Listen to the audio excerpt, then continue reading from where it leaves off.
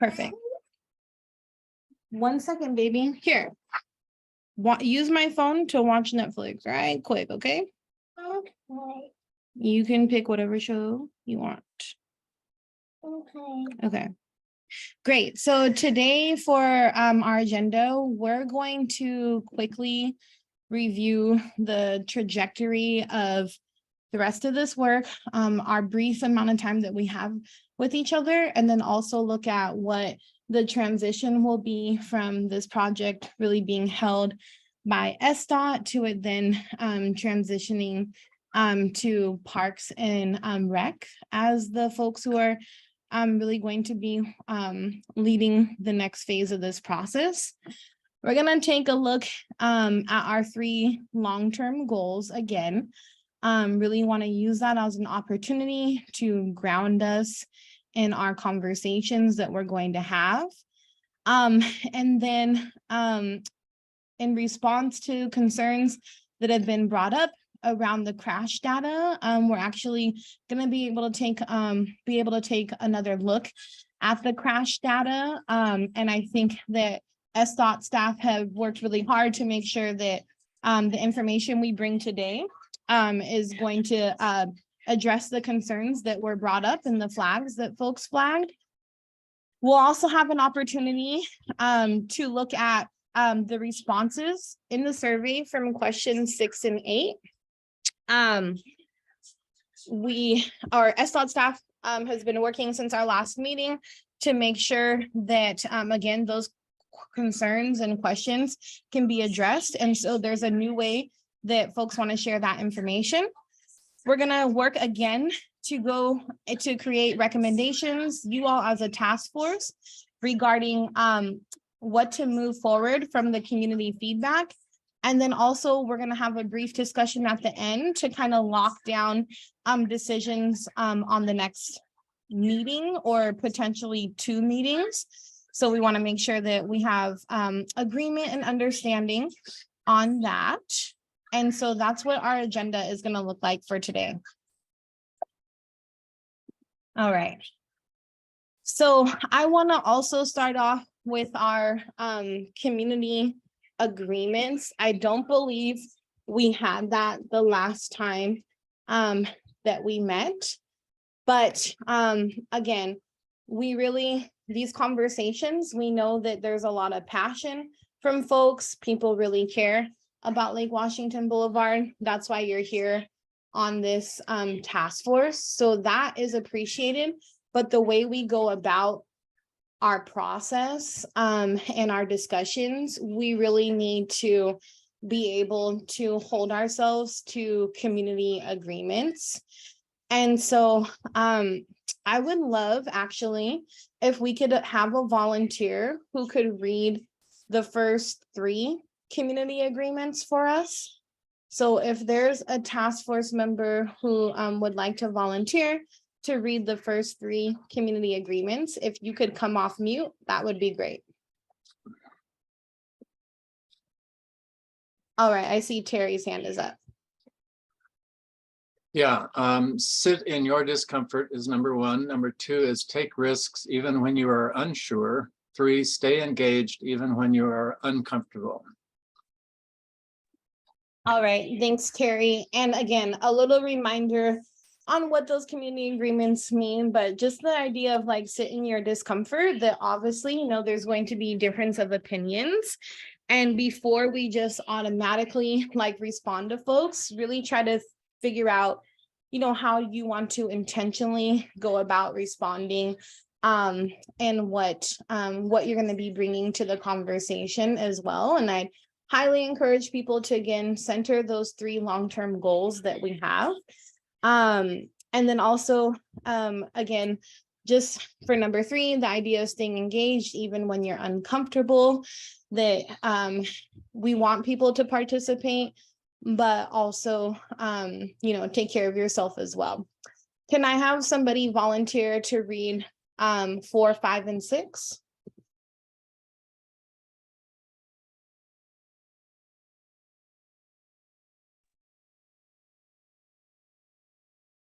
I will. Thank you, Teresa.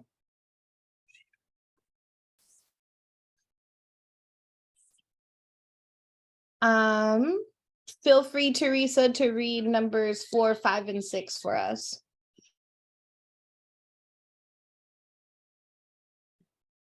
And if you're for Oh, wait. understanding, speak your truth, no fixing, be prepared, your questions may not be answered. Thank you, Teresa. And it sounds like you have a little bit of an echo. I think perhaps because you're joining from 2 different devices. The way that you can address that is one of the devices, pick one that you want to speak on, and then the other one, you just disconnect from the audio so that it won't do that echo. Okay, done.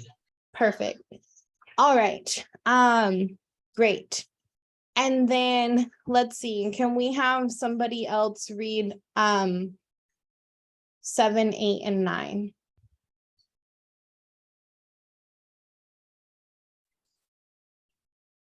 All right, I see Yuan's hand is raised. Expect and accept non-closure. Don't dominate and share your mic. Be self-motivated to search for your own truth. Great, thank you. And one of the things that we're definitely going to make sure that we do today is that when we do get into the recommendations and questions part of our time together, I'm going to really ask us to stick to a speaking order. I'll make one and put it in the chat.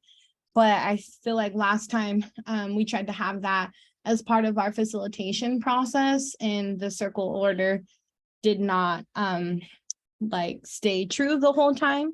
And so want to just let you all know in advance that when we do get into the recommendations and discussion part, that we will strictly be sticking to a circle process to be able to keep us centered and keep the conversations moving forward. All right, so if everyone is good with those agreements, could I get a thumbs up, or folks can come off mute and say yes? All right.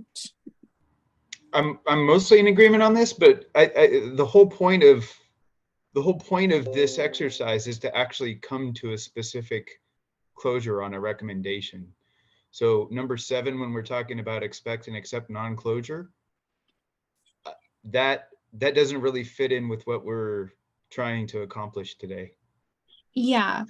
I would say that's number 7 is something that we've probably have had to incorporate more in the past.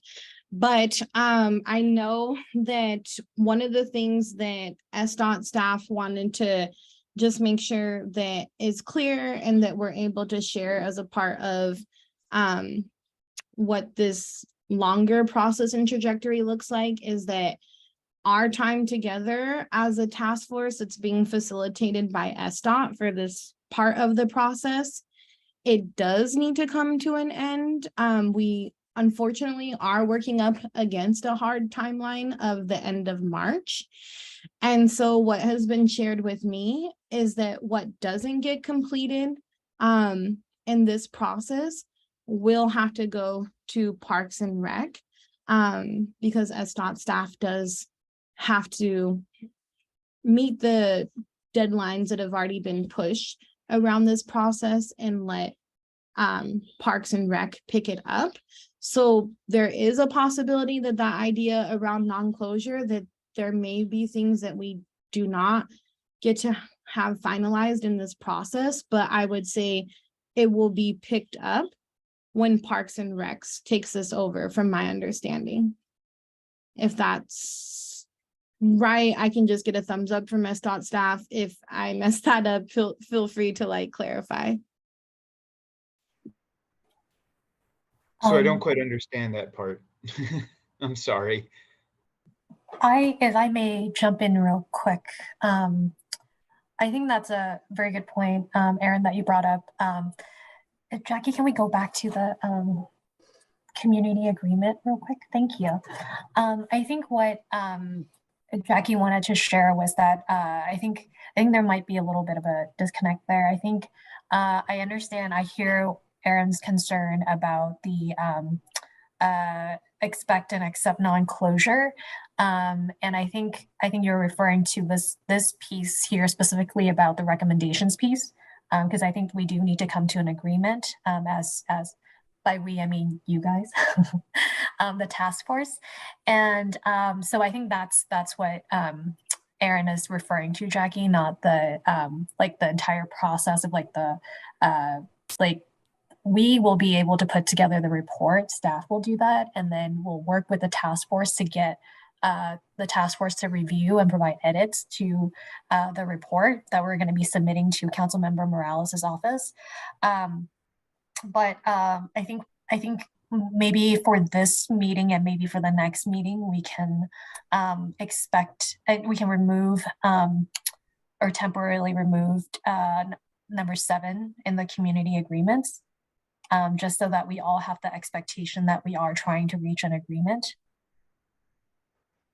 Will that work? I see Teresa's hands up. Well, that is what Adonis said in our meeting, that we agreed on, that we will not recommend closure. So to me, that is supporting that position. I don't think this is specifically talking about street closure. Is that what you're talking about, Teresa? Yes. No, yeah, I know this. I'm just talking about the community agreement itself, like the whole process that we are part of, that we are suggesting to SDOT to do. There is a certain amount of closure on this.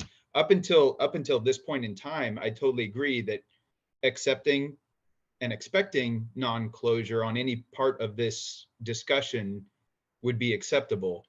But from this point onward, this task force needs to actually have closure to the mission that we have. Like, we have to provide that recommendation to SDOT so that they can write the report and everything like that. So Okay, like, I get it. yeah, I'm talking about closure as in the closure of this task force, like the recommendations, the final output of us as a team is the closure for this whole exercise. And then we hand it off to SDOT to run with it. Does that make sense? Thanks for that clarification. Yeah, sorry about that. Yes. That's okay. No, I totally get it. Okay. It's good to be clear and raise any questions you may have before we dive in. Does that sound good to everyone? All right. But I have one more. I have some responses to some of the data presented and that was sent out to us. So I want to be able to present it as we get to it. Is that okay? Yeah, and also I also just want to flag, like, we have such limited time together that I really want people to stay on task to the questions that are being asked. So like right now, we're just doing a simple, do we agree with community agreements? So other things like that, Teresa, if you could put them in the chat or wait for when we have those come up in discussion so that we're able to get through our agenda today. All right. Thank you. So we'll remove number 7. If anyone else has a disagreement about the community agreements, that's what we're talking about right now is community agreements. So if you have any other concerns that you want to flag, this is the time. If not, we'll go forward with removing number 7. Great. All right. So, I'll take a first go through of this, and then please, of course, any SDOT staff fill in any additional blanks. But again, right now, this current process is being facilitated and managed by SDOT. And so the responsibilities of the task force, our time that we spend together, is creating a long-term vision for Lake Washington Boulevard, creating a process for community input, and then providing short-term and long-term recommendations for Lake Washington Boulevard. So that's the current process part of the work that we're in right now. And whatever comes out of the short-term and long-term recommendations, and I'll also, I believe, add to that, we'll have an opportunity to talk about process recommendations. So recommendations on the overall process and ways to continue to do this work in collaboration with the community. That is also something we'll be asking for recommendations on, but all of that information is going to be sent over for Parks and Rec to explore those recommendations. SDOT staff, if there's anything else you want to add to kind of like what this part and the next part of the process looks like. If I may chime in real quick, Belen, is that okay, or do you want to? Okay. We actually have a meeting scheduled with Parks and Rec tomorrow. There is a little bit of a transition there in their department on, because we've been working with Michael Schwindler. Sorry, I can't say his last name for whatever reason. But there is a new staff member that will be taking on this role. So we're meeting with them tomorrow. And I would say that as of right now, since we haven't had that communication yet, we don't know what that transition process will look like. We also don't know just yet what our roles are going to be in terms of like how SDOT will be collaborating and working with Parks and Rec.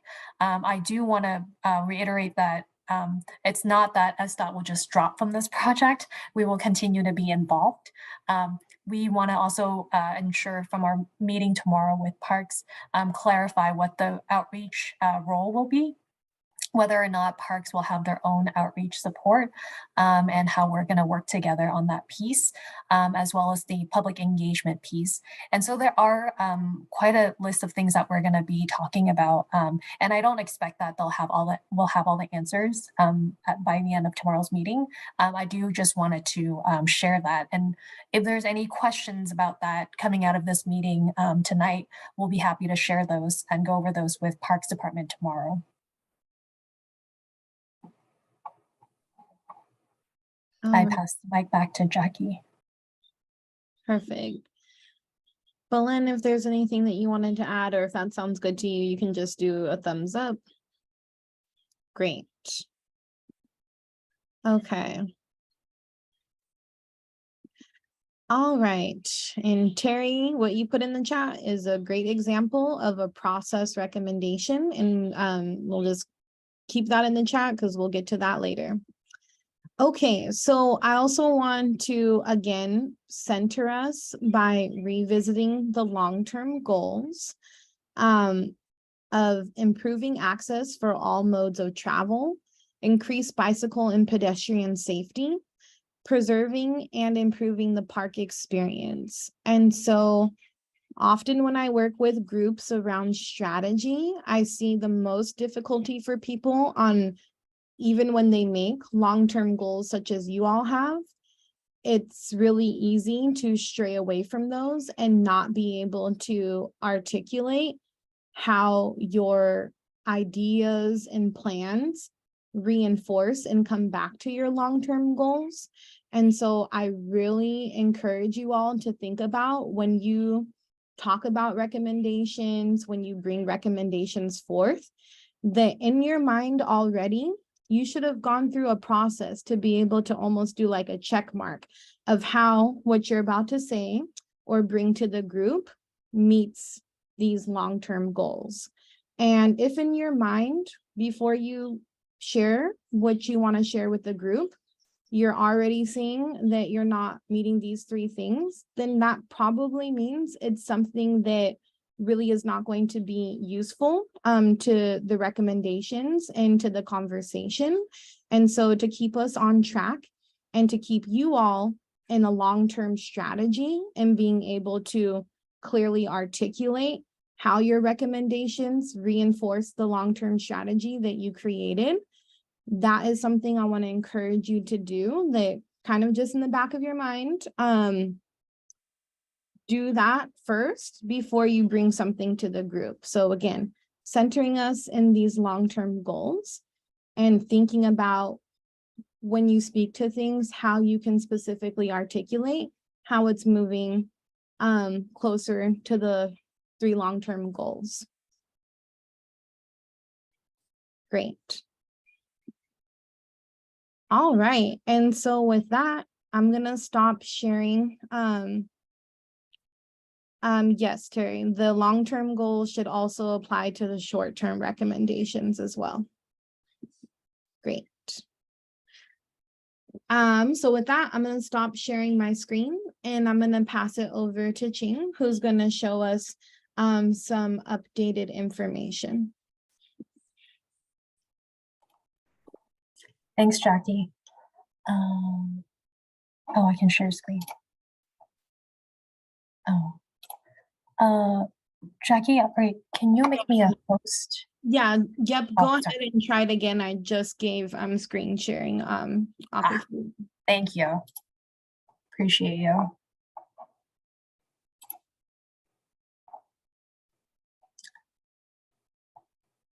Okay.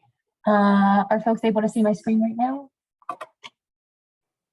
Yep. Can you make the email, if that's what you're showing, a little bit bigger? There you go. Is this helpful? Yeah, that's better. Perfect.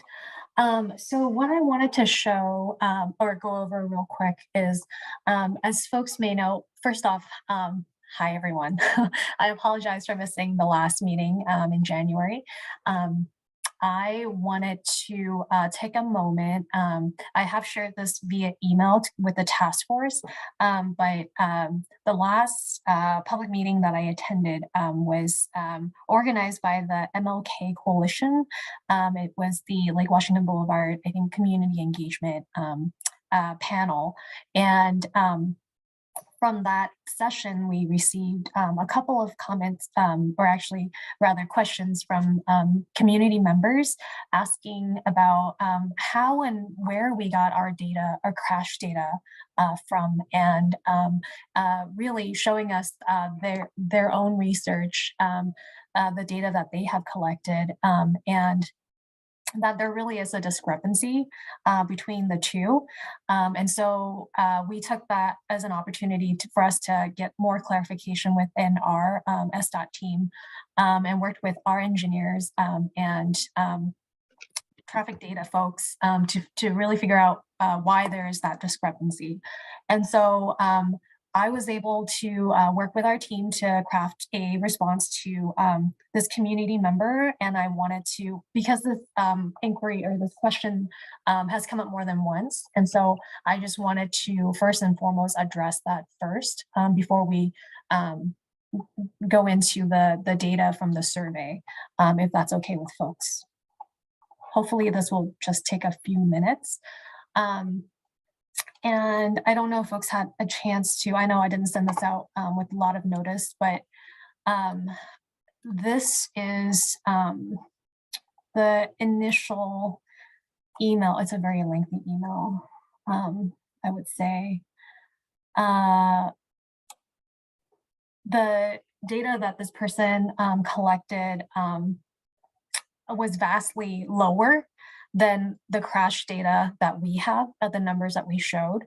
And I think there were questions about whether or not our crash data included areas outside of the 3-mile stretch of Lake Washington Boulevard, north of Mount Baker Beach. And we checked our data sets and checked with our internal team and our data person, crash data person, and we confirmed that the area that we looked into for our crash data is only between I think Juneau Street and where Mount Baker Beach is. So it's between Stewart Park and Mount Baker Beach, which is our focus area for this visioning project. And I think all in all, I'll let you guys read the the response on your own leisure because it's, or at your own leisure because it's pretty lengthy also. But there are a couple of key points I want to point out. The first off, the data that we presented was a show that there has been over 100, so 101 collisions within this 3-mile stretch of Lake Washington Boulevard between 2015 and the end of first quarter. So like, I want to say by like end of March of 2022 was when we collected this information. And that all this crash data was collected from SPD, so Seattle Police Department. That is actually our main source of data. And I think there may be, I understand that the community member who had questions about our data set, they received their data from WSDOT, so Washington State Department of Transportation. I think the reason for this main discrepancy in numbers might actually be because for SPD's record, they actually also include, their crash data also includes call-in reports, which WSDOT does not include. So WSDOT also get data from SPD, Seattle Police Department, the ones that are documented that has a police report where police officers actually show up on site and actually write, I don't know if it's a citation or like there's a police report and there are witnesses and they're like different sides of the stories with the, whether it's a drive between someone driving and someone biking or someone walking. So that they have different perspectives of the story. And a lot of the times when the collision happened, it may be a hit and run. So it's hard to wait for a cop to show up. And so sometimes it's a call-in report. So for SPD, they actually still keep those records as part of their crash data, whereas WSDOT do not actually use those because they, I don't know that they see that as legitimate if there's no police report filed. And so we're thinking that may be the reason why there's that discrepancy. But I also wanted to just provide the raw data for community members to be able to access. You are able to, anyone in the public is able to access this data by going onto the SPD collision data website, which I've provided here in this email. You can also, so let me see, let me open this real quick.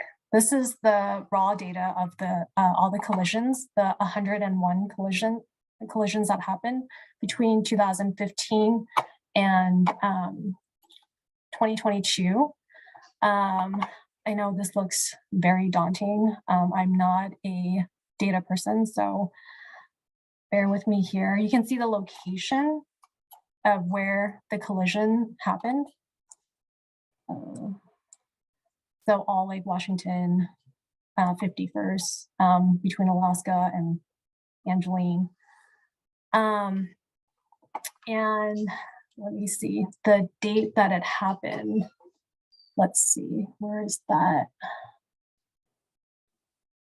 This is the severity. This is the collision type. This is the date, and I think some of it shows time also of when it happened. And then, let me see. This is kind of the description of what the collision involved in column AA. And then the rightmost column is probably of interest because it's the SPD police report number. So with this number here, you can, what am I doing? Go on to this website here and provide that number to ask for the full police report on what actually happened. And it's pretty much their public disclosure request. So anyone in the public would be able to make that request. And so I just wanted to share this with task force members. I responded to the community member and will continue to share this if this question comes back up again. But we also plan to, I haven't had the chance yet, but I also plan to share this information on our project webpage. But I might need to simplify the language a little bit. It is kind of lengthy. I see there are hands up. Patricia? Yes, so I wanted to ask, then, I know that you mentioned part of the issue was that the language of the, on the survey indicated it was bike versus car accidents. So how many bike versus car accidents were there on this 101 of this 101? Well, I think the ones that are listed Yeah, are, I think there are 9. I'm sorry. There are 9. Oh, there are 9. Okay. Hmm. Okay, so that makes sense because I had thought that there were 8 or 9. So, okay, thank you. Yeah, and then, but then there are also a bunch within the other Yeah, that we haven't identified yet, but I I also see. haven't had a chance to go into. I And so that's, yeah, does that answer your question though, Patricia? yes, thank you. Thank you. Does anyone else have any questions? Ty? So I'm still looking at the data, and Mm. I don't remember the exact wording of the question on the survey, but it was talking about more than 100 collisions. And if the survey was worded that it was car bike collisions over 100, but the actual correct data is more like 9, that is a concern for me, because it seems like that's very misleading data. So and granted, I don't remember exactly the way the question was worded on the survey that went out, but that's a huge discrepancy. Okay, I can look into that. I can open up, hang on a second. I'm gonna stop sharing for a second. Let me see if I have access to this. So I'll look into that real quick. Ty, can I, Belen, are you able to take Yuan's question? I was going to ask if my colleague Brian Doherty, who's on this message, to see if he would have more rounded answer to Yuan's question. I will try to get you that answer during this meeting, and if I can't, I will get it to you after the meeting, but I'll try to get it while we're here.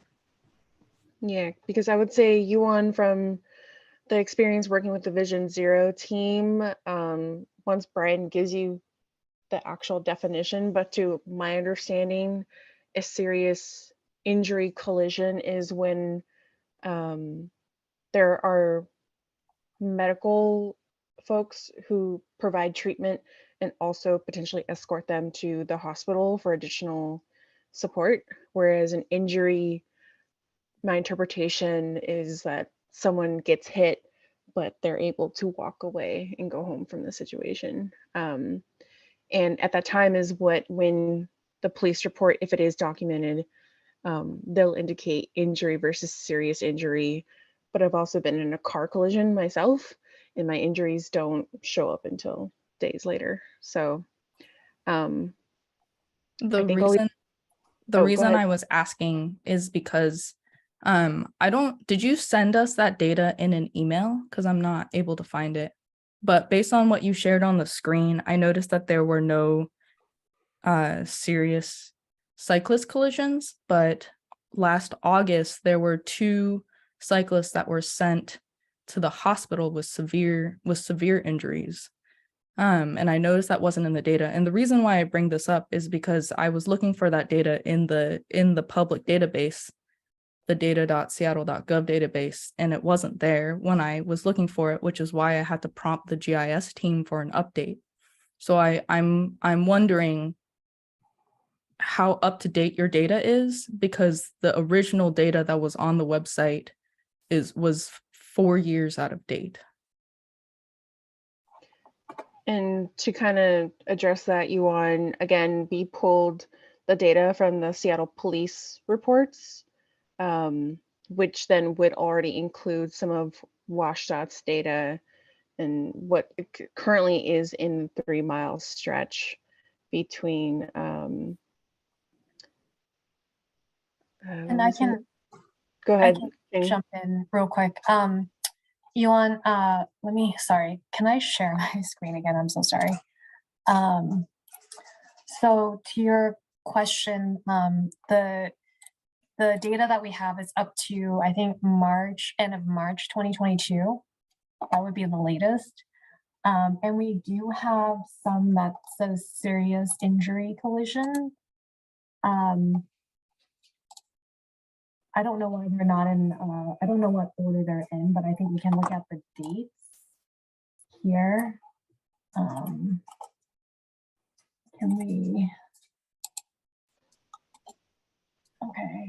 we put them in some sort of order? I think you have to filter it first, because if you reorder it, Ching, you'll lose the original line that it's associated with it. So go to the sort and filter in the upper right corner. Oh, there it did. Okay, it already did. Do you see that little top arrow under INC date on the W column? Oh, yeah. Sorry. And then you go there, yeah. Oldest to newest. So we can look at this here. And that's true, Clara. Like, this is why no data set is perfect, because we only pull from the existing resources, in which also when cases are documented. So we're fully aware that not every data set is perfect. This is just what we could pull from the resources that we have available to us.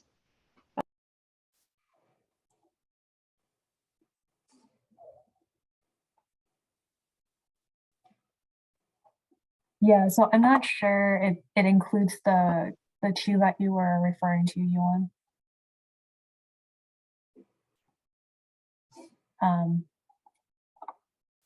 Yes, and this was included in the as part of an email that I sent out yesterday to the task force yesterday afternoon, I would say. So it's like 2 emails deep. I'm sorry.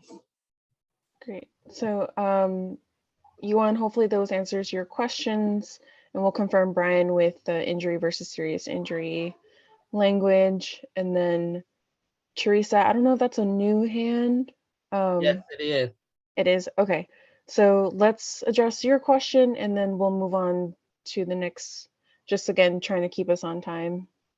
Okay, the exact wording used in the original survey was, since January 2015, there have been about 100 reported collisions between people driving and people biking along Lake Washington Boulevard.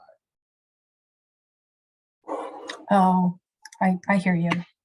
And then I posted a question in there about the data a while ago. The question about the data, hang on one second.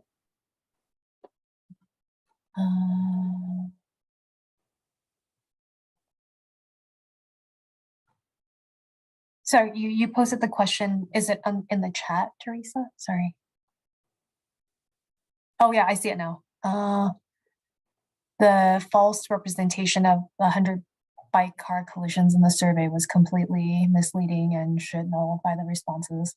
We need to do a data analysis of how 100 collisions total, which includes car only accidents, compares to similar traffic roads in the city.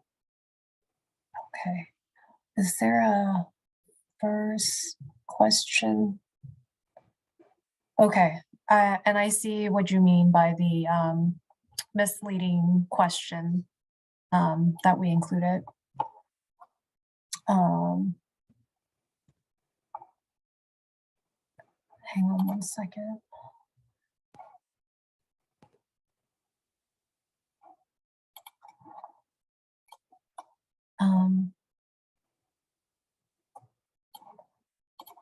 let's see.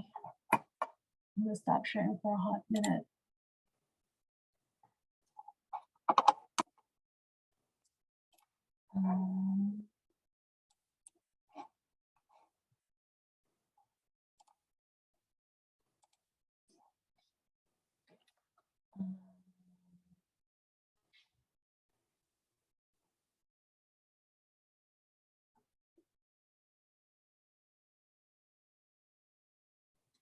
So folks feel that we should not include the data from the survey for question 6 because the question was misleading.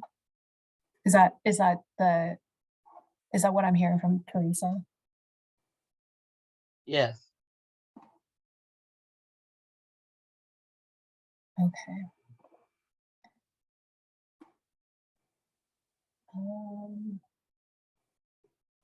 Clara's hand just went up as well.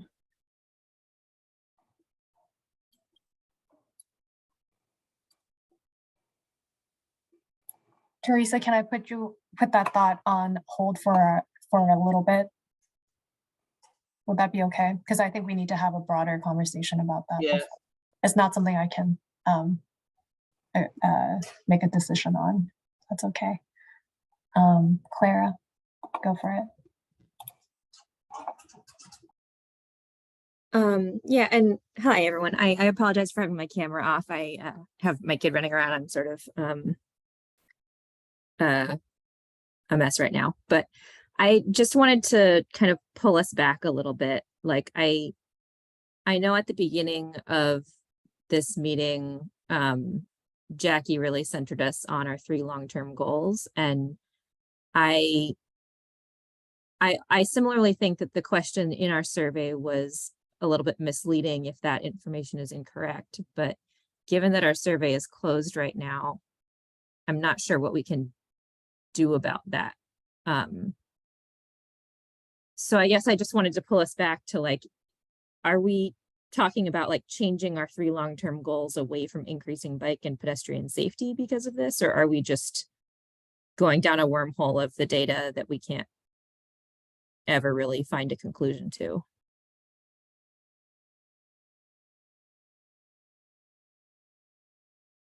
Like, I think that we all know that there's, you know, we've just spent the last 6 months like digging into this data, and I don't really feel like we're in a different spot now than we were at the beginning of it.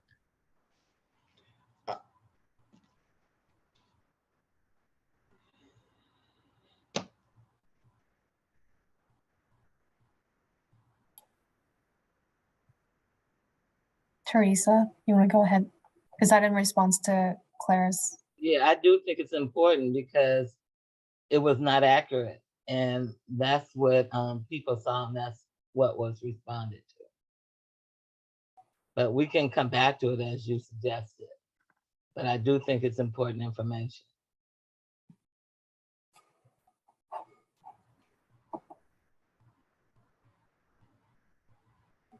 All right, I see. Clara, I'm not sure if that's a new hand or an old one, but I also saw Aaron's hand go up as well. Thank you. I think it's kind of splitting hairs. I don't see, Teresa's totally right. It's incorrect data that was portrayed in this survey. The survey's responses are already back. Even if we don't want to include the information from the data received from people's viewpoints of question number 6, we still have a long-term goal, just like Clara said, of increasing bicycle and safety and pedestrian safety.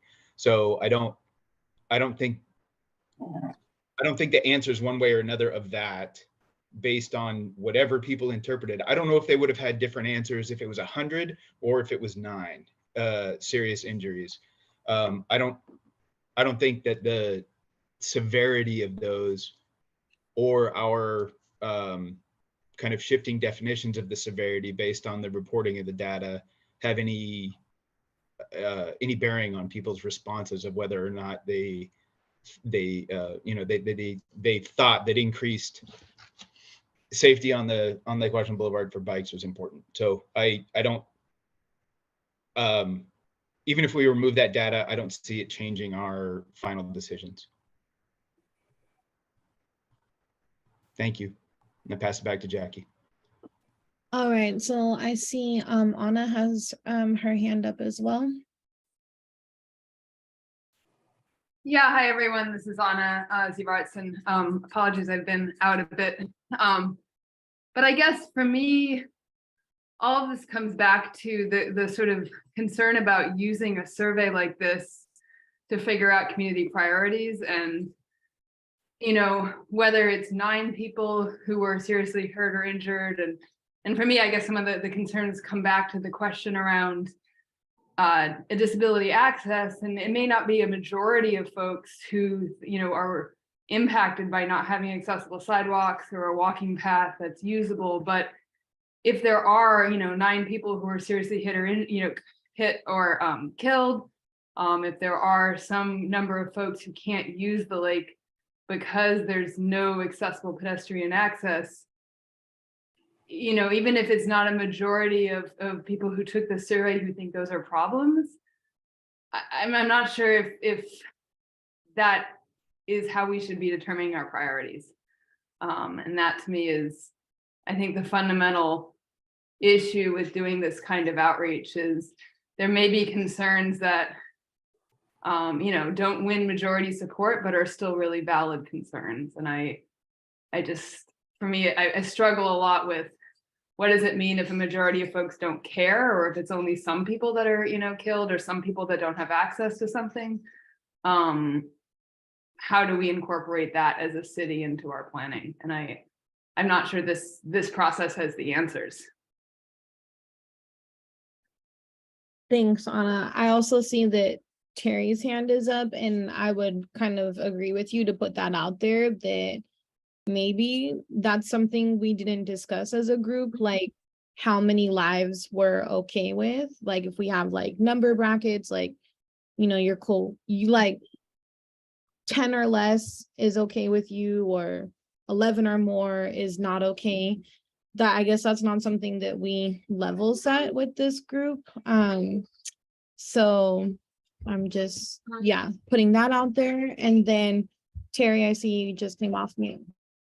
Yeah, so I think that a lot of our role is about trying to increase the safety. And that's clearly one of our roles. And I think that to me personally, I would certainly weight very heavily this data, the results of the data, whether they are specific to cars or specific to bikes. Over 100 accidents is a lot of accidents. I also know of 4 cars that have gone into the lake in the last probably 12 or 14 months.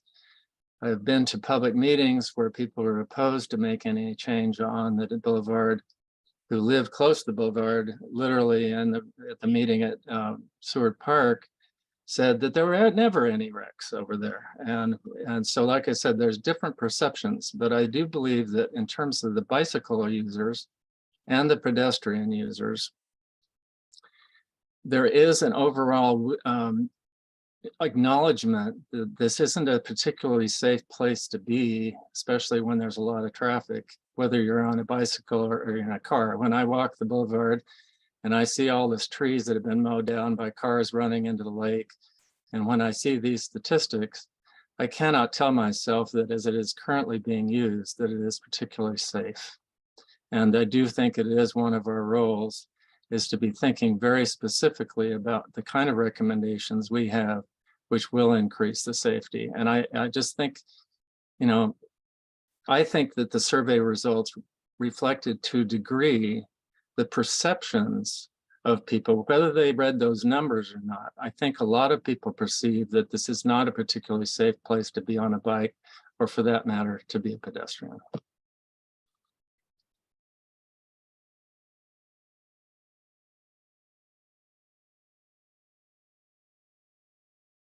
All right, so I did see like a couple of folks' comments in the chat. One I think one of the comments that really stands out and resonates would be Jennifer's. And I just want to read it out loud that given that the question was misleading, can we draw some general inferences from the responses to the question, which is all we can really draw from any of the questions on the survey, with the understanding that it was flawed, so it's not definitive information. So that does kind of seem, if we're thinking back to like the exercise of the holiday drink, in making, you know, the best drink that everyone's going to be able to have at the potluck, given in the ingredients that we have. Can we find a middle road on this situation with question 6?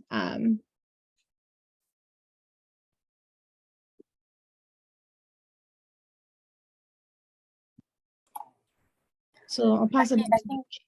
Oh, sorry. I think, sorry, Teresa, did you have your hand up earlier? And then I see Yuan's hand also up. Go ahead and take Yuan right now, and then let me formulate my response and I'll come back. Got it. Thanks, Teresa. Yuan, you want to go next? Sure. I think this group has always sort of quibbled over the questions, which questions there should be and how they should be worded. It was my understanding from the very beginning that this entire group agreed, and I could be wrong, but this was my perception, that this survey was meant to be, as Jennifer said, a sort of a guide, but not a, you know, if the majority of people vote this way, that's exactly what we'll do. It was meant for us to receive a general sense of if there is something surprising that, you know, our personal perceptions are different from what is actually out there. This might give us a course correction, but I really think that there's no point in throwing out data or taking it as gospel. Let's just look at the results, see what it says, and then we have the ability to use our own brains and hearts to make a decision. Thank you, Yuan. Teresa, do you want to go next? No, let's just go further, and then if we have to address it later. I'm sorry, can you say that? Let's just move forward for now. Okay. Okay, we can do that. Are folks okay with me moving forward with the agenda? The next agenda item would be going over the results. I know it doesn't mean very much at this point, but I can still go over the responses for question 6 and I think question 8 is, I think that is still useful to have that understanding. Something else I would offer is as we have a deeper discussion about question 6, is how does that compare to the qualitative responses that we received on how people want to use Lake Washington Boulevard? Because I think those responses is still pretty helpful in providing us a sense of how folks are currently using, but would wish if there are other ways that they can use Lake Washington Boulevard, or if they wish to see any kind of changes or improvements on Lake Washington Boulevard. I'm gonna go ahead and share my screen real quick, if that's okay. And so I was able to log into the SurveyMonkey, and I will say we did include that misleading language in question 6. I apologize for that. We did go through several iterations of edits. Unfortunately, we did not,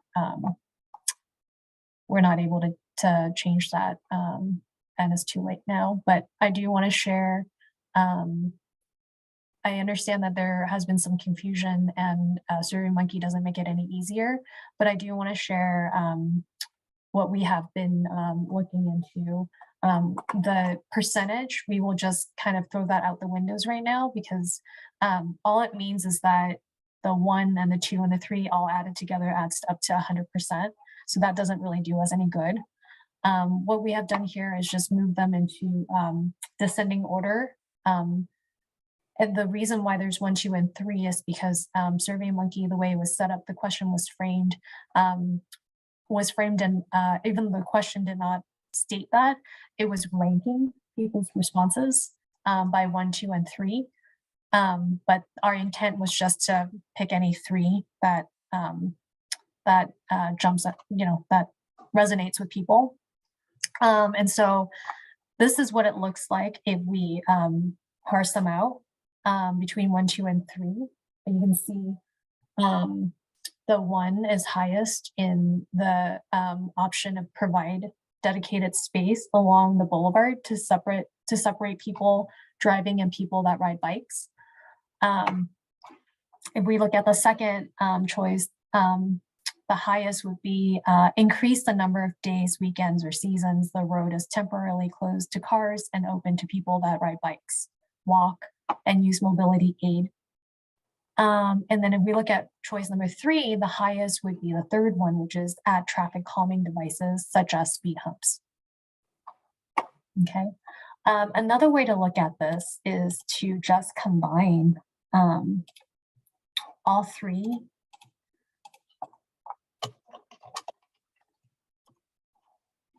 options. And I'm just going to move this in descending order. And it is pretty much the same as what we just went through, the top 3. Provide dedicated space along the boulevard for people driving and people biking.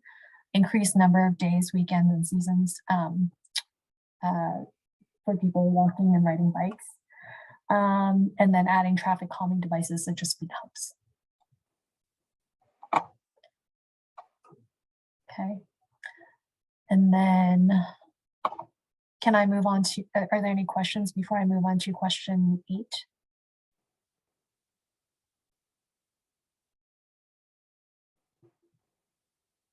Aaron, I see your hands up.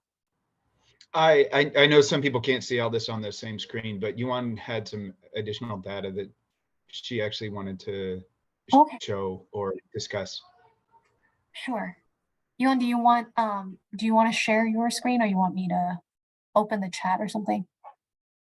Sorry. Yeah, can I share my screen? Okay, let me stop sharing real quick. And Jackie, are you able to grant access to Yuan?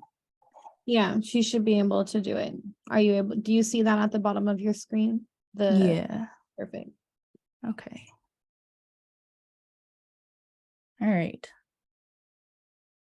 Hopefully this makes sense. Sorry, I'm gonna move a bunch of windows out of the way. All right, so I did calculate some rank choice. Basically, the way ranked choice works, just to review, is that first you count all the number 1s, and then you cut out the lowest option.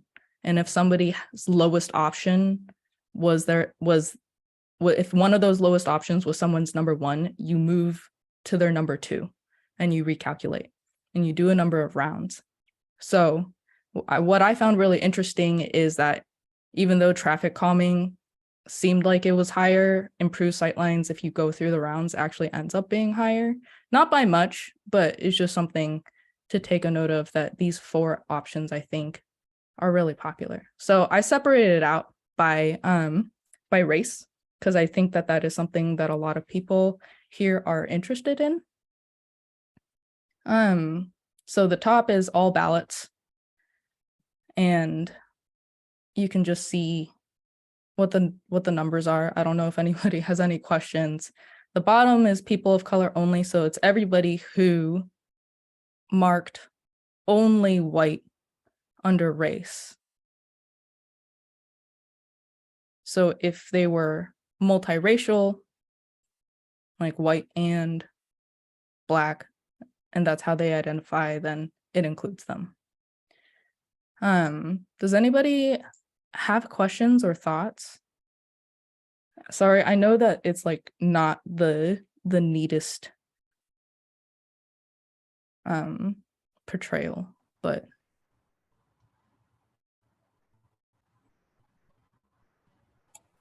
I think Aaron has his hand up.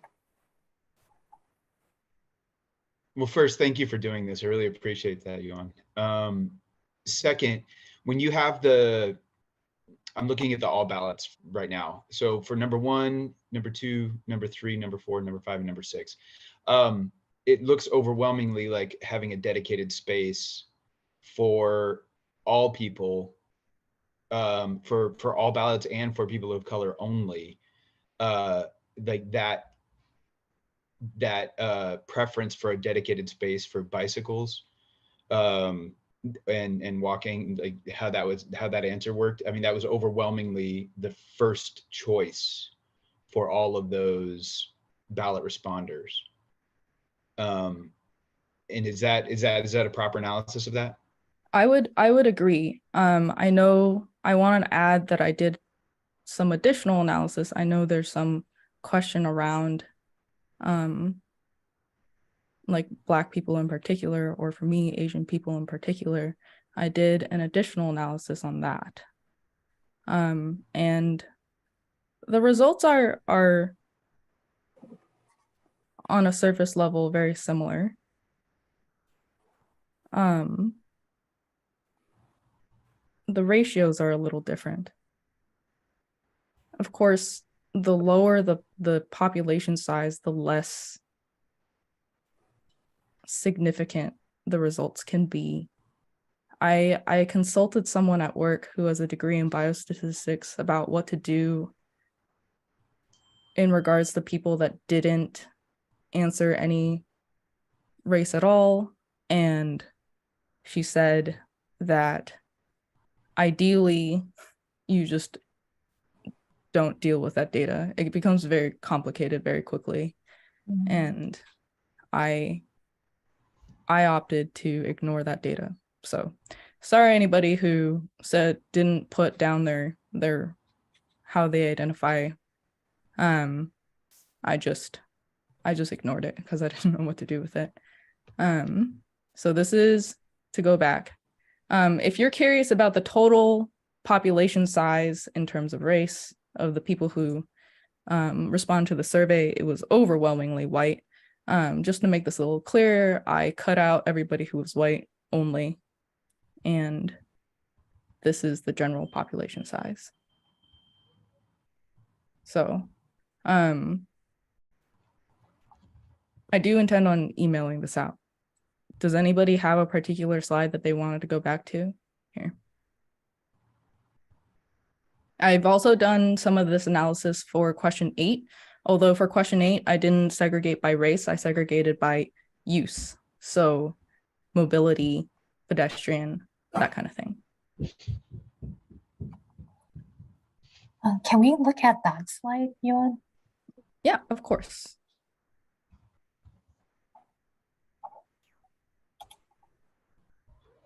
So there are very few people that respond to the survey that use mobility aids. So,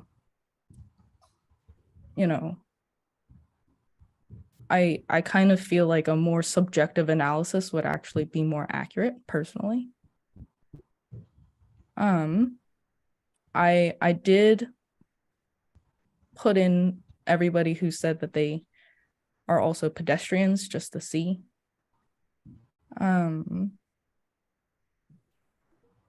Because the question technically does include pedestrians. Mm.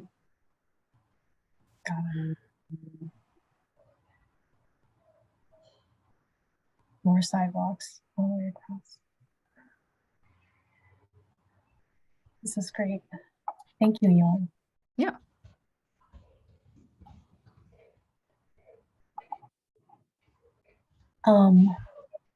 I'm gonna look at the chat real quick. Hang on a second. Ty, I'm gonna go ahead and read your your comment. I would be very curious to see the results if people understood that a dedicated space could mean closing down a part of the boulevard to drivers, Mount Baker to Genesee, and then closing one lane to drivers, Genesee to Seward. When I talk to the majority of my friends of color who have lived in Seattle for decades, this is not an option they would agree to.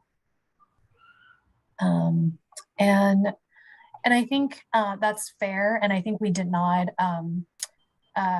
include that because that's not, we're not saying that that's what we're gonna go with. Like that's, even if vast majority of people voted that or like selected that as an option, that's not something that we're just gonna, include in our recommendation and should be like, we're gonna close down the boulevard or like part of the boulevard. I think this is something that is indicative for us to explore for the next, during the, in the next phase, during the design phase. But yeah, that's totally fair. This was not something that we included because it wasn't, that question wasn't intended to be that specific. And also there are different, there are probably different ways to explore how we can have separate carve out space for different modal users. But we don't know at this stage what that looks like, what that could look like yet. Does that respond to your comment, Ty? It does. And I did say, I understand that's only one option. I understand it hasn't actually been discussed here. Mm-hmm. And yet, because that is something being actively promoted, it is a concern that does need to be raised. And I'm done. We don't need to discuss it further. I hear you. Thank you, Ty. And then Aaron said, I think this analysis for number 6 across demographic populations still shows that the overwhelming number one choice for all ballot responders is to provide a dedicated space for people that ride and walk. And then Patricia said, Friends of Seward Park had many comments from community members with mobility challenges who said driving is their only way to experience Lake Washington Boulevard, either driving or as a passenger. Got it. Thank you. And Ty, okay, this is what you were saying. Thank you for raising that. And then Patricia said, many suggest a bicycle path, 3 separate spaces, just like in so many other parts of the city. Thank you. And Patricia, by many, you mean part like Friends of Seward Park. Is it the comments that you were referring to? Yes, they came in via email or social media. Got it. Including Nextdoor, yes. Got it. Thanks, We have Patricia. about 250 comments that we received. Thank you. And then Teresa, for practical reasons, we do not believe that this one-way option is a workable solution. Number 1, traffic congestion on the southbound lane. The new configuration would force all automotive traffic into a single lane, flanked on one side by a solid concrete barrier. All traffic would include residents' vehicles, emergency vehicles, sanitation, trucks, mail trucks, delivery trucks, contractors' trucks, etc. Almost all of these vehicles take up over half of the existing southbound lane. And then Patricia said, reducing drivers' access to most recently to one lane is the only truly controversial aspect of this project and the reason the task force came into being. Teresa said, I received some of those. Oh my God, where did it go? I'm sorry, this text box is too small. Oh, okay, I'm sorry. Okay, and I received some of those responses from people in my Facebook groups. We have not considered. Have you considered the impact of traffic detouring through the adjacent residential streets? Have you considered how the one-way option will work on trash pickup day or every afternoon during mail delivery? Many oversized trucks require 2 lanes in order to turn onto southbound Lake Washington Boulevard from residential streets and driveways. How will emergency vehicles and contractors' trucks negotiate a road blocked by a solid concrete barrier? Lake Washington Boulevard is an emergency route for many local residents, especially those living on Lake Washington Boulevard and in the adjacent neighborhoods. Have you considered the possibility of a resident needing to leave in an emergency when southbound lane is completely blocked by traffic backed up behind an essential workers truck? Yep, that's exactly it, Patricia. No long-term prohibition of drivers and passengers meets our #1 North Star. Emergency access during snow events. SDOT prioritizes the clearing of routes used by first responders and transit to major institutions like hospitals, street, and considers Lake Washington Boulevard as a street of citywide importance for hospitals, buses. Okay. And then Aaron said, we are tasked with finding short-term and long-term solutions. 3 separate spaces are a perfectly viable long-term solution to recommend. It's going to be up to Parks and SDOT to determine how to realize that mission. All right, thank you. Finally caught up. I would, I think, just to provide a response to Teresa, thank you for sharing those comments from folks from your Facebook groups. I think those are all valid questions and concerns, but I don't think they are something that we would consider as this task force is developing recommendations, right? Because that will be in the next phase as we begin design, as we partner with Parks Department to identify what are some of the ways that we can provide improved safety environment for everyone who uses Lake Washington Boulevard. What would that look like? And then that's when they decide, like, oh, do we have enough space within the park to provide people walking, or to provide for people biking, or to provide for people rolling? I think that is further down the road to be considered. And as I said, SDOT will continue to be part of that process. And so we definitely have a role in that. We just need to, we will be talking to Parks Department to explore what that looks like. And so I just wanted to point that out, that those concerns, I think we should put a pin on those. I think they should come back. We should go back to those comments as we get into the next phase. But for right now, as we are looking at for just recommendations, I think that is probably outside of what the recommendations will look like. Does that make sense? It kind of does, but we won't. I don't know if I know, Aaron. I don't know if it was asked if we this group could continue on, which we don't know, but I do think that those concerns should be acknowledged and not just sent off into the sky somewhere with the next group, because they're important. Totally, I hear you. Yes, and I think that I think we would have those in our mind as, or the task force would, as you develop those recommendations. And I think it's valid to recommend that this task force continues to have a role in the next phase of this process, if you all are interested and have capacity to continue this effort. But if that's denied to us, then I think those concerns should be included in this report.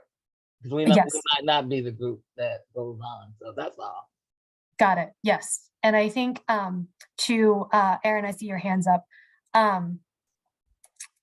I think Patricia had the same question about the comments and feedback that she's heard from both friends of Seward Park, as well as from her social media groups and next door groups. I think we want to keep track and document all of those feedback from community members, because we want to hear from folks all the time. But I want to say that those are probably not going to be part of the recommendations. They're not going to be part of the feedback that we include in the report. that we're going to submit to Councilmember Morales. However, we will have documentation of those feedback to show that folks are aware of this project and they want to continue to be engaged in the process. Does that make sense?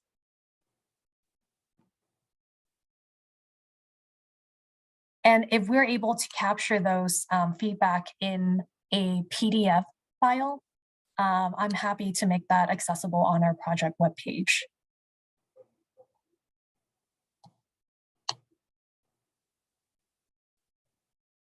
All right, so Aaron's hand is up next, and then also I do want to do a time check that it is 5:22 p.m.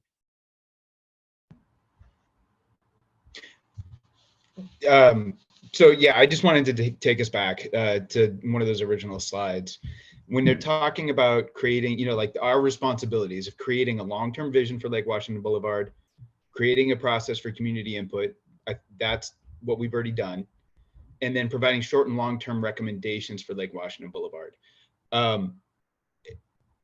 can you please specify the semantic differences between a long-term recommendations and a long-term vision? Because having those two things as separate aspects of the final process, I'm just a little confused on that, because I feel like the long-term recommendations would be the long-term vision as far as that's concerned. And I'm sorry if I'm not understanding that. That's a very good question. I guess I've also been using those two interchangingly. Yeah. And I would say I think my only difference is between long and short-term recommendations. I think the long-term recommendations, I think I really like how Joey had framed it earlier on, that we should be bold and be very forward thinking, and like not just be contained within the mindset of just, is it car, is it bike, or is it pedestrians? It could be all, right? Why don't we reach for like something that can accommodate all of that and then some. And so I think I would start with that, and then as the long term, well, I'll let the task force decide that, but the short term would be more of something that can be constructed or can be implemented or installed in the short term. And honestly, a short term could mean anything from 2 to 4 years, right? It's not really like next month or, you know, within next year, or it could be. Yeah, I just wanted to, oh, go ahead, Aaron. I'm sorry. I was responding. Pat's comment is exactly kind of where I was going on that. She just said that concrete barriers down the middle of Lake Washington Boulevard are long-term plans. Creating a bike path is a long-term plan. So, so as far as the difference between short and long-term, are we assuming short-term is between 1 and 5 years and long-term is 5 years and on? Or are we determining that short-term is the next 6 months? Has that been clarified, or is there any, I mean, do you have any direction on that, Ching, like as to what we're supposed to be determining? I don't know if Brian Doherty is still here. He might not be. Belen, I think you have your hands up. I'm just gonna take a stab real quick before I pass it on to Belen, if that's okay. What I have in mind is actually, I think what we should do is just throw everything out first. I'm a big fan of brainstorming sessions.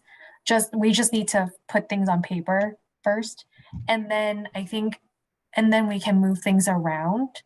Because sometimes you might think of something as a long-term thing, but then parks might be like, oh, we can implement this, you know, next year. I think I have flexibility in doing that first, and then doing the exercise of identifying which recommendations can move forward in the shorter term, and then what deems as a longer term recommendation. But I'll pass it over to Belen. And just to help ground everybody in terms of how SSTAT typically defines short-term and long-term, is that long-term typically is anything greater than 5 years, and short-term would be anywhere between a year and 4 years.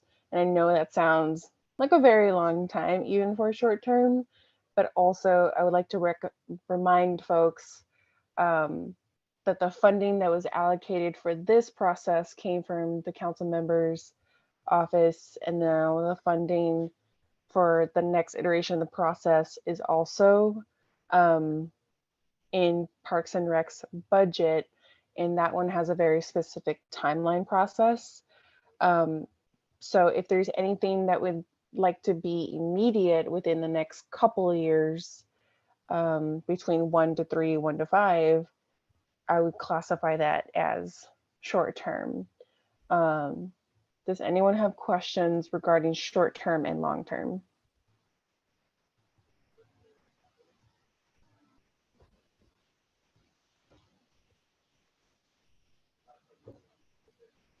I don't think I see any hands. Let me just. Terry's hand is up. Whoop. Yeah, I just mentioned it last meeting. I put it in the chat. Parks Department is waiting for a short-term recommendation as to how to program the Boulevard this summer. They specifically told me they are waiting for the outcome of this task force. So I think we have two short terms. We have the short and the longer short. Sorry, really quickly, just to kind of keep us on track, like as thought staff, is that something that you all have been asked? Because I don't think we've talked about that as part of kind of like this task force like scope of work on making that decision around the bicycle weekends and Sundays. So I specifically asked Mike Swindeller after our last meeting, and that's what he told me in writing. Right. So given the limited staff at Parks and Rec, folks are looking to get the actual survey data back from us. And also we will be talking this Thursday with them as well.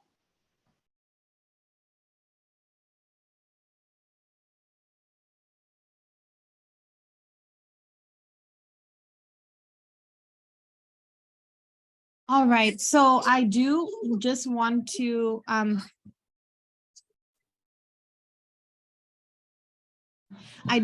flag, I still believe we need to look at I don't know, Ching, if you were also planning to show your information on question 8 as well, so that we can officially pull out those recommendations.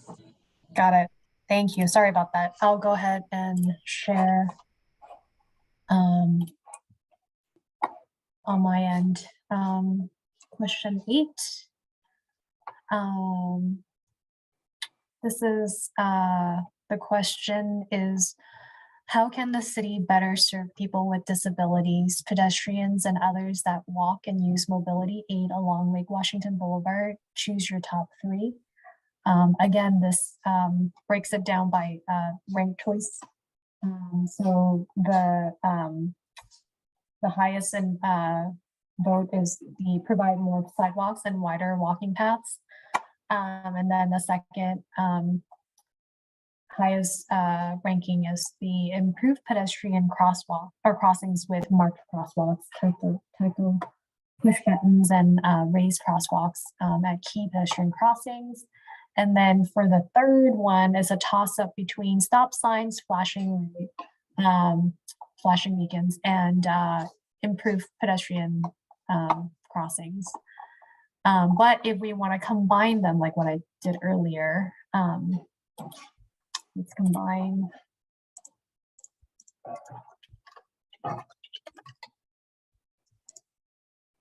And then we're gonna descend. I think it's pretty similar to what Yuan had, the analysis that she conducted on her own. Provide more sidewalks and wider walking paths is still the highest ranking, or like the top choice. The second being improved pedestrian crossings. And then the third is increase the number of days, weekends, or seasons the road is temporarily closed to cars and open to people that ride bikes, walk, and use mobility aid. And then pretty close to that is stop signs, adding stop signs, flashing lights, and other devices to stop traffic and allow people walking and using mobility aid to cross the street. Do folks have any questions about question A?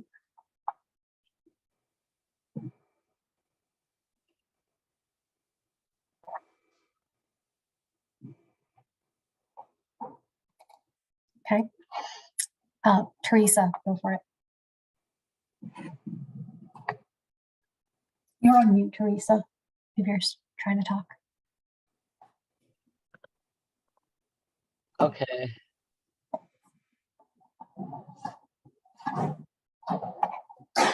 Never mind. Go ahead.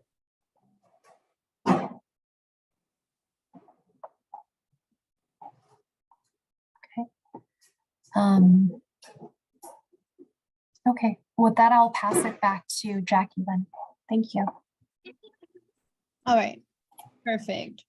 So now that we've been able to go through all of the data, I'm just going to also throw into the chat. Okay, I'm gonna throw into the chat a Jamboard that we'll be able to use. We have about 27 minutes left today with our time, and we still need to make a few decisions on our remaining meetings. So I'm gonna throw something into the chat for us to use, and I'll explain it as well if you haven't used Jamboard before. Okay. And let me share my screen.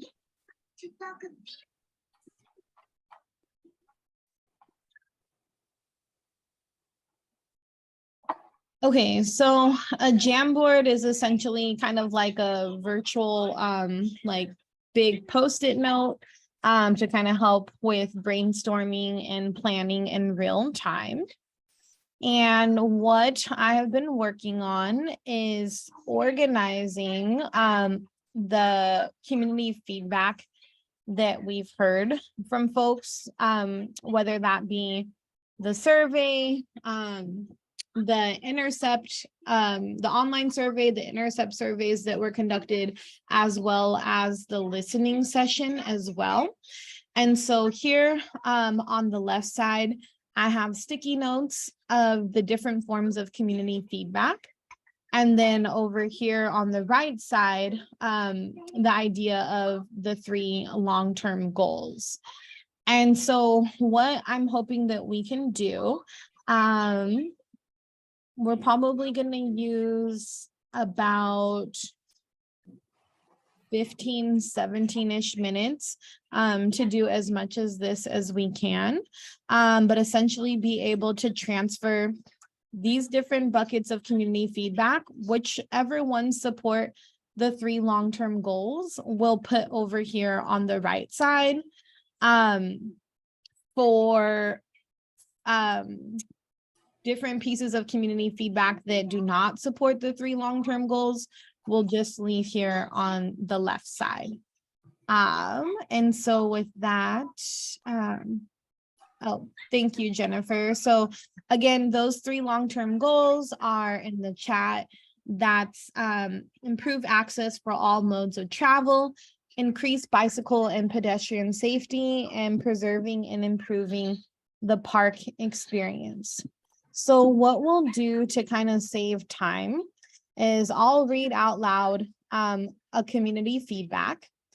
And then what we're going to try to do is work off of consensus. So if I am hearing a majority of yeses, people feel yes, that supports the long-term goals, we'll move it over here to the right side. If we're not hearing a majority of yeses, then we'll leave it here on the left side, and you can do that. I'll call on folks to give their answer, or if I call on you and you're not able to come off mute, you can put it in the chat as well. So with that, for our first one, I'll use this one right here. So 1 lane for cars, 1 lane for pedestrians/bikes. This is one of the forms of community feedback. And if you're thinking about the supporting the 3 long-term goals and how that gets us closer to that, that's what we want you all to use to anchor your responses. So, okay. Jennifer, I see your hand is up. Okay, so I hope I'm not going to open a can of worms here, but I was just looking through our little list. And by improve access for all modes of travel, does that mean that it is each mode of travel should see an improvement, or we should look at something that kind of raises all of the boats so that, is it more like no one is directly, well, I guess that's my question. Is it, do all of the modes need to see an improvement, or is that all of the modes as a group have better access? Or have access at all? Yeah, Jennifer, that's a great question. So we're gonna go off of the idea that all of the modes need to see an improve in access. If we impact one of them, then that's not gonna like actually be meeting that first one.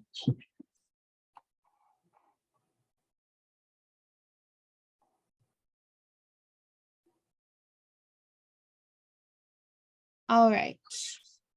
Jackie, can we go with the low hanging fruit first? Okay. Things like the water fountains, would, I mean, be good for everybody. It'd improve the park experience. I don't see how it would impact any bicycle, pedestrian, safety, traffic. So I don't see how something like that would be contentious as supporting the long-term goals. All right, sure, let's do with that one. So I'll start with you. I'm looking at my participant list. So Aaron, is that a yes to move it over to the right side? Yes. Okay, perfect. Okay, so Aaron is a yes. Jennifer, you're next. You can either type in the chat or come off mute if you're able to. Yes. Okay, perfect. Terry? No. No to providing water fountains? Correct. Okay. Anna, yes or no on providing water fountains?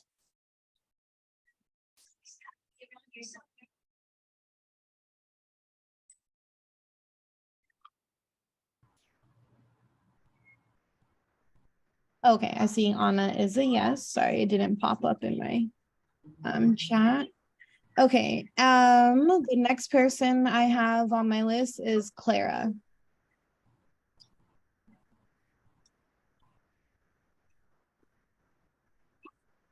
Clara is a yes as well. Okay, great. The next person is Patricia. Yes, access to water. Yes. Okay, perfect. Great. So the next person I have is Ty. Yes. Okay. And then Teresa. Yes. Okay. And then Yuan. Yep. Okay, great. So just looking at this, make sure I didn't switch. Okay, it looks like water fountains is making it over here to the green side.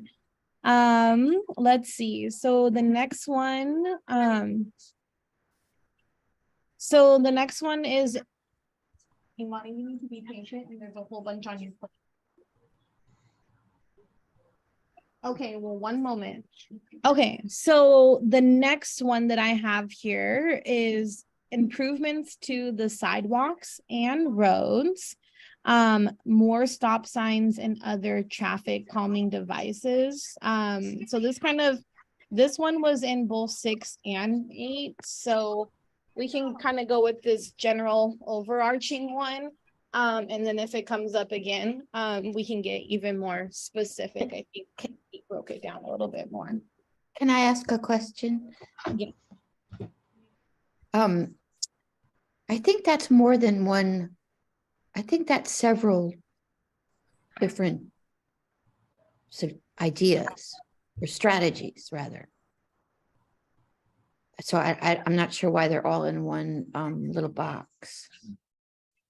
Yeah, this was because number 6 lumped them all together and 8 kind of broke them down a little bit more. Let me see.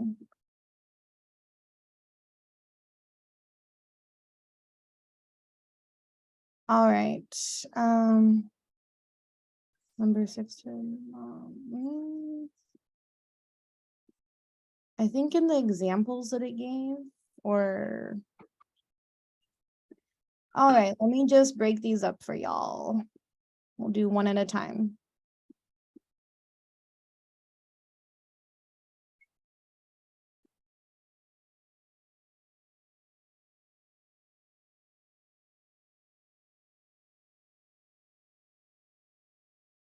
All right, does that look better to folks? Okay, more stop signs. We'll do this again. Yes, Patricia, I see your hand is up. You've already answered my question. I'll take it down. Thank you. Okay. Perfect. Okay, well, let's see. First person.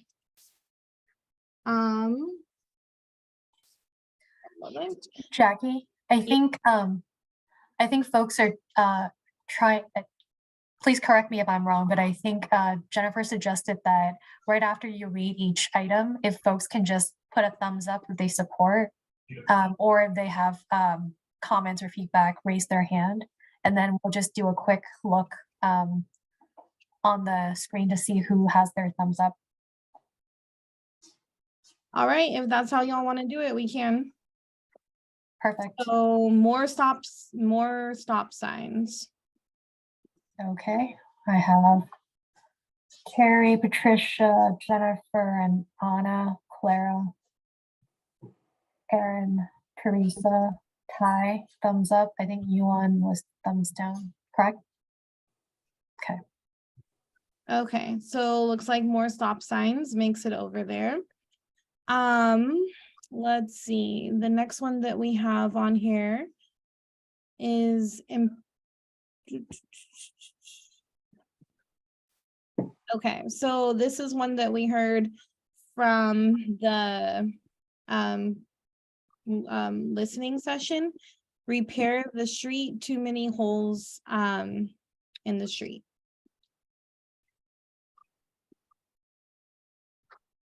So Jennifer, Anna, Patricia, Ty, Teresa, Erin, Terry, Yuan, unanimous. all right, great. Sorry, Jackie, can we remove the part from the other one then? I think there was one about sidewalks and road. Then we can just remove road from there because this one is right. Mm-hmm. Thank you. And then Yuan, I think you had your hand up earlier. Did you have a question or no? I just wanted to, you said hands up for something more complicated. It was just in regards to the stop signs. I just wanted to point out that stop signs were lowest on, or one of the lowest on both questions, both for folks with that use mobility aids or have disabilities, and for as a tactic to reduce the number of collisions. So got it. Yep, that's all I have to say. Thank you. Jackie, are we able to put an asterisk to the stop sign one? Mm-hmm. We can revisit this, but this is a very good process, I think. Okay, so the next one we can just go with improvements to the sidewalks. I have Terry, Teresa, Patricia, Yuan, Clara, Anna, sorry. Oh, actually, I had a question about that. Can you Sorry. just clarify that is, are we talking about like making the sidewalks ADA compliant, like, which is repairing them, but just to be clear that it's like, so that they are accessible? Like, I feel like it's a bit more detailed or complete of a Yeah. repair. ADA, okay, well, I think we can add ADA friendly or widening. Is that a? Compliant, like it's I actually think like ADA compliant. yeah. Compliant, yeah, sorry, thank you. Thanks for correcting me. All right, so it looks Wait a like, minute, I think that's two different things. It could be, unless you're sending separate.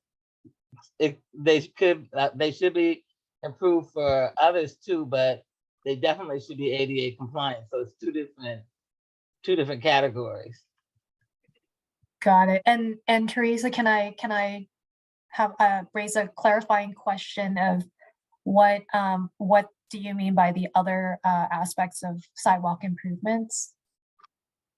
Well, okay, so there's sidewalk improvements for, just people who have disability issues. Mhm. But there are some places that need to be repaired for bikers and walkers, regular walkers that aren't disabled. Got it. so Ty put into the chat, including ADA. Compliance. Okay. Would folks be? Oh wait, Aaron has his hand up. Go ahead, Aaron. Sorry, I was typing it out too. I just want to make sure along Lake Washington Boulevard, there are sidewalks, and there is also quite a few areas that are just the main path.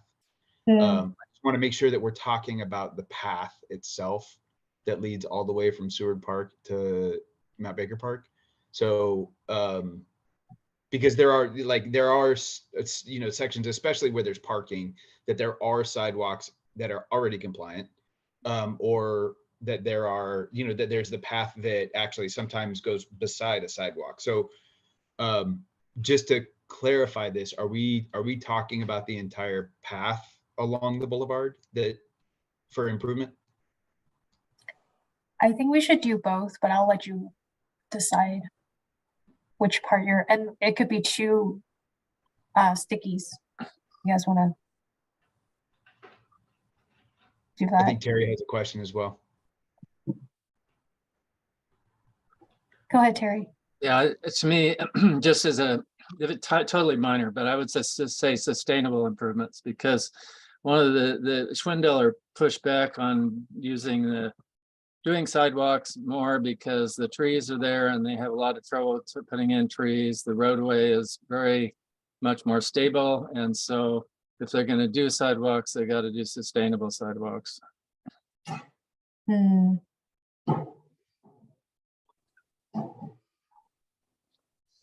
Terry, you mean sustainable as in like keeping them up, maintaining them, maintainable, whatever. Parks has dumped money into those sidewalks year after year after year, and they only the roadway stays consistent, the sidewalks go to hell really fast. So they've got to do something. It has to be really a substantial improvement. I don't know. Just that's what I'm talking about. Got it. Thank you. Thanks for clarifying. Yeah, we could put that in as a specific recommendation from the task force, because I do just want to note we are starting to change the community feedback language right now. So that's something that could be noted as a specific recommendation from the task force. So And I would also say that for Aaron's comment as well around the differentiation between sidewalks and the path, that I think we've changed it enough by adding the including ADA compliance. So that idea of like differentiating between paths and sidewalks, like let's have that as a recommendation from the actual task force. Okay, so with that, okay, I see 2 hands are up now. Carrie, is your hand still up or is that from earlier on? Oh, that's from earlier on, and I'm having trouble with this program right now. So there we, is that better? Yeah, Yep, perfect. okay, go ahead, Anna. Oh, yeah, I mean, I just want to clarify that, you know, the federal law with ADA is, you know, if the city is building a path or a sidewalk, like those all have to be ADA compliant. If they, or if they do sort of, like there's a legal standard, but like if they do some level of repair on something, it has to be brought into ADA compliance. And so I think that's part of the, like, that path along like Washington Boulevard just isn't being touched because they know it once they start fixing it, they're going to have to make it smooth and walkable. And that's just not what it is right now. And it will take some investment. So, you know, I think, I mean, I guess we don't even have to say ADA compliance because it actually is the federal law. If the, you know, if there's any repairs that happen, it will be brought into compliance. So just to clarify that, you know, a big part of that is the smoothness, but then also the tactile bumps on the edges, and the width, you know, making sure it's wide enough. But yeah, I think it definitely, you know, makes it good for everyone. Like it's not a special thing. It really is like making sure that nobody's tripping, and everyone can fit on it. True. Thanks for clarifying that, Anna. And I would, if it's okay with folks to leave the ADA compliance wording on there, just because there are areas where maybe the sidewalk is actually fine, but then the curb ramp is actually super out of date. Then that would hold us to actually construct new curb ramps that are actually compliant and usable.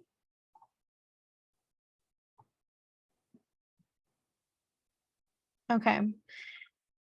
Great. So improvements to the sidewalks, including ADA compliant.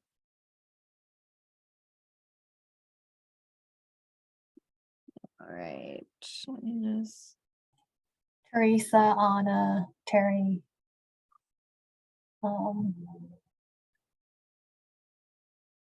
Ty, Clara, Aaron, Patricia, perfect. Thank you. Okay. And Jackie, maybe one more, and then maybe we should Yeah. discuss next meeting. Definitely. Okay, so next one kind of with sidewalks still. Let's see. From question number 8, provide more sidewalks.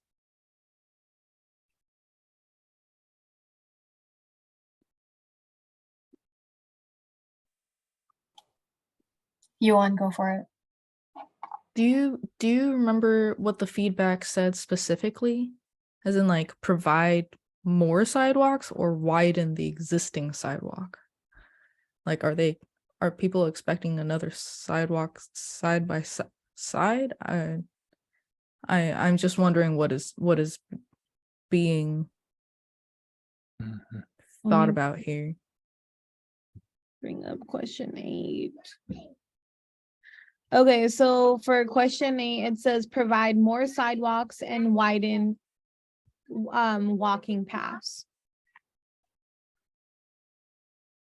I guess what I can think of personally is that there are not sidewalks on the other side of the road, or there's no connection between the other side of the road and the sidewalk on the lakeside. So, for example, if I'm walking from the west side where people live to Lake Washington Boulevard, there's not a real connection for pedestrians. So I guess that is what I can think of. But yeah, what Patricia said, like a wider sidewalk I can see. More, I think, is kind of confusing language unless you specify where. And I agree with the crosswalks. Anyway, thank you. How do folks feel about amending the language and the one that we just moved over to support the improvements to sidewalks? To add like widening and widening and I don't know if we can build them as needed. I don't know. Clara, your hand is up. I actually think it's a slightly different thing. I think that improvements to the sidewalks, including ADA compliant, is one thing, and widening the sidewalk or providing additional space for pedestrians is a separate thing. And I think both are important, but may be considered differently by people.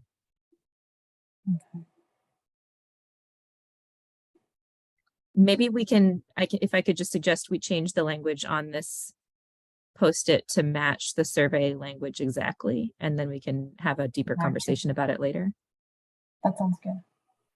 All right, perfect. So let's stop with that because we only have 3 minutes left and we can come back to that. Sorry, one more.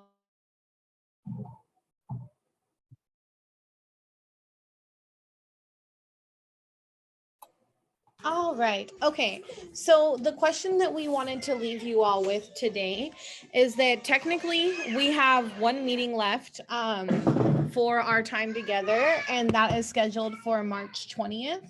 And that was supposed to be the meeting where essentially it would almost be kind of the wrap up debrief, being able to look at the final report and be able to provide any feedback to SDOT staff.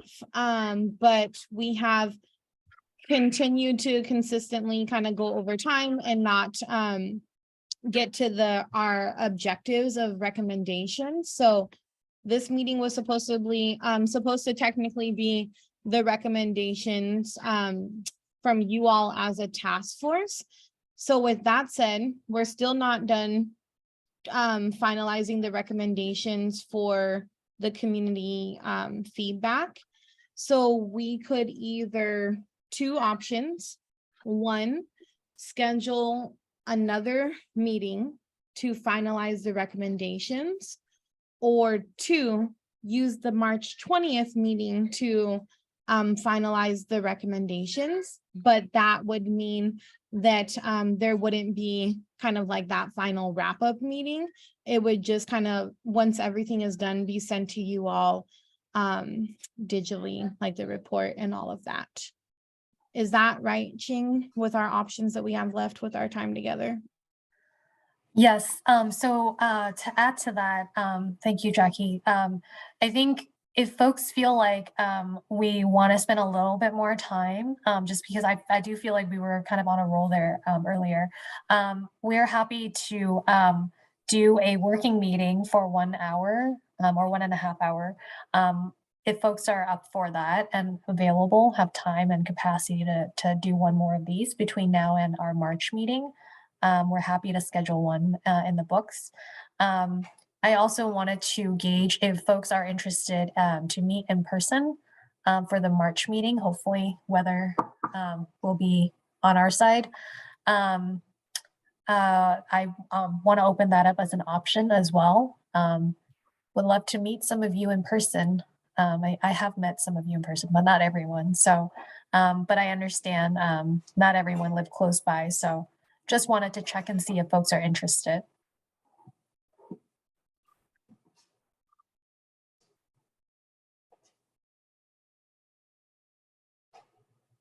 Is it possible to do both if you meet in person? Could we still meet online too? Like a hybrid meeting? Yes. Yeah, I think we can look into that as an option. Okay. I think we I want to say Joey had generously offered his space before. We can check with him and see if that's still a possibility. I think Zach may have also offered the facility in Mount Baker, boathouse maybe, as an option. So I'll check with, we'll check with both of them and see if their facilities can accommodate a hybrid meeting. It just requires internet. We can bring our laptops.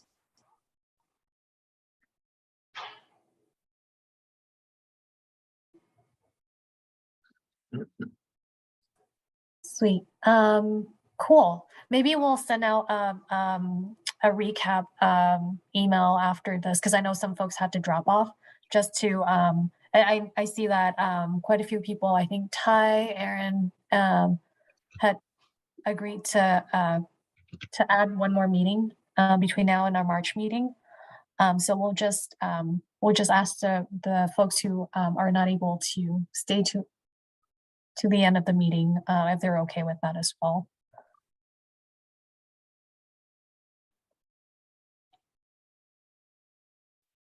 Cool. All right, well, it's 6:02, so we'll end this now and we'll stop the recording and we'll get back to folks soon. One with being able to have those options, and then two, what the final decision is on being able to add another meeting or not. Awesome. All right, thanks Everyone. everybody.